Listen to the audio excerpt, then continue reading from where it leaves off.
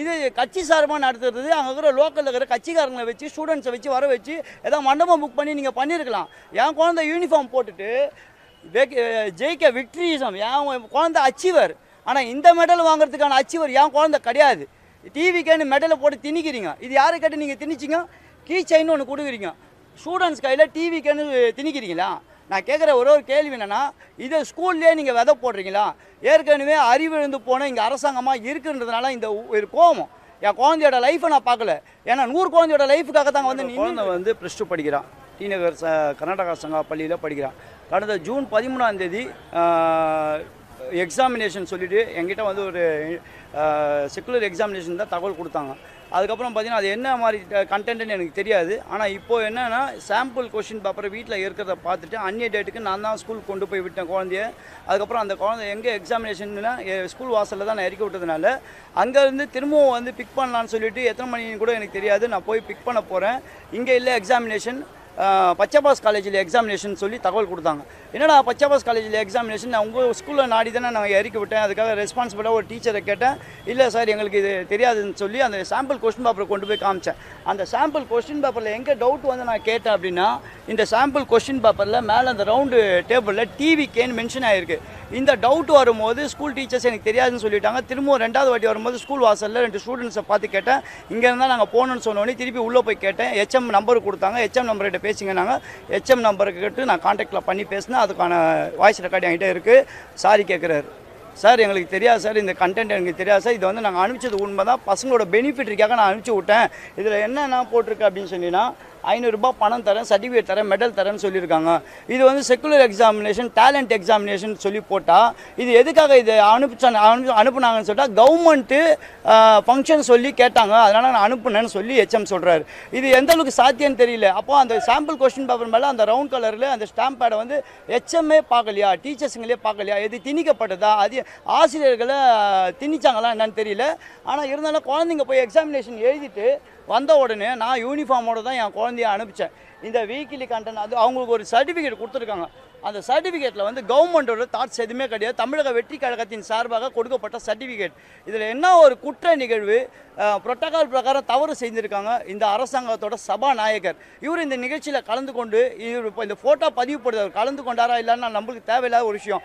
Photo பதியப்பட்டுள்ளது. இந்த சர்டிஃபிகேட்டில் வந்து என் குழந்தைக்கு என்ன ஜென்ரல் நாலேஜ் வரும், நீங்கள் கொடுத்த எக்ஸாமினேஷனில் ஜென்ரல் நாலேஜுக்கு அறிவு வருமா இல்லை கட்சியோட திணிப்பு வருமா? இல்லை டிவிக்கே நீங்கள் யாரை கேட்டு நீங்கள் மென்ஷன் பண்ணீங்க. இது டிவிக்கே இல்லை கவர்மெண்ட் ஃபங்க்ஷனாக தமிழ்நாடு எக்ஸலண்ட் ஸ்டூடெண்ட்ஸ் சொல்லி போடலாம். இல்லை முதல்வரோட பிறந்தநாள் விழாவினை முன்னிட்டு இந்த தேர்வு நடத்தப்படும்னு போடலாம். இது கட்சி சார்பாக நடத்துறது. அங்கே இருக்கிற லோக்கலில் இருக்கிற கட்சிக்காரங்களை வச்சு ஸ்டூடெண்ட்ஸை வச்சு வர வச்சு ஏதாவது மண்டபம் புக் பண்ணி நீங்கள் பண்ணியிருக்கலாம். என் குழந்தை யூனிஃபார்ம் போட்டுட்டு ஜெயிக்க விக்ட்ரிசம், என் குழந்தை அச்சீவர். ஆனால் இந்த மெடல் வாங்குறதுக்கான அச்சீவர் என் குழந்தை கிடையாது. டிவிக்கேன்னு மெடலை போட்டு திணிக்கிறீங்க. இது யாரை கேட்டு நீங்கள் திணிச்சிங்க? கீ செயின்னு ஒன்று கொடுக்குறீங்க. ஸ்டூடெண்ட்ஸ் கையில் டிவிக்கேன்னு திணிக்கிறீங்களா? நான் கேட்குற ஒரு கேள்வி என்னென்னா, இதை ஸ்கூல்லேயே நீங்கள் விதை போடுறீங்களா?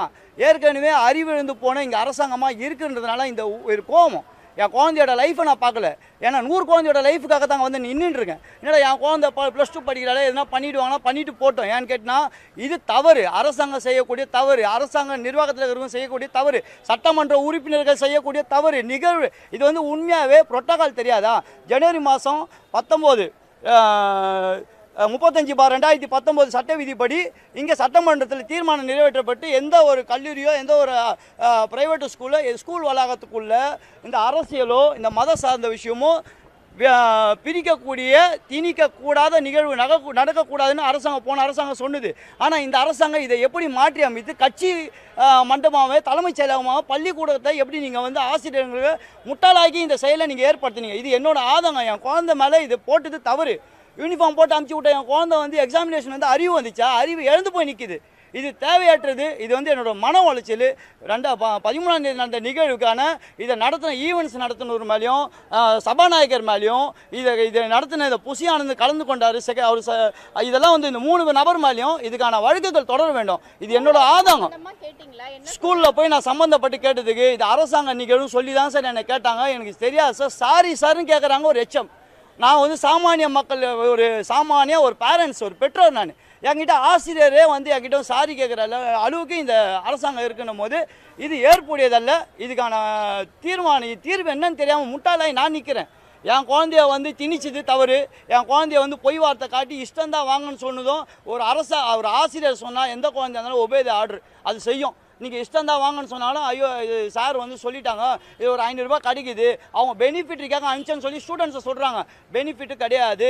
இந்த கீ செயின் எங்களால் வாங்க முடியும், ஆனால் இந்த டிவி கேன் போட்டு இதில் கொடுக்க வேண்டிய வேலை கிடையாது. இந்த மெடல் வந்து என் குழந்தை அச்சீவர், என் குழந்தை நல்லா படிக்கிற குழந்தை. என் குழந்தைய வந்து இந்த மெடலை போட்டு அழகு பார்க்க வேண்டிய வேலை எனக்கு கிடையாது.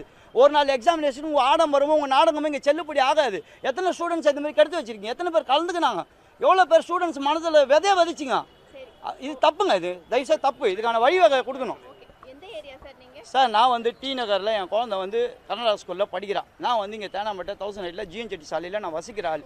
எனக்கு இது ரொம்ப மன வருத்தமாக இருக்குது. இதுக்கான வழிவகை செய்து கொடுங்க தயவுசெய்து. நன்றிம்மா.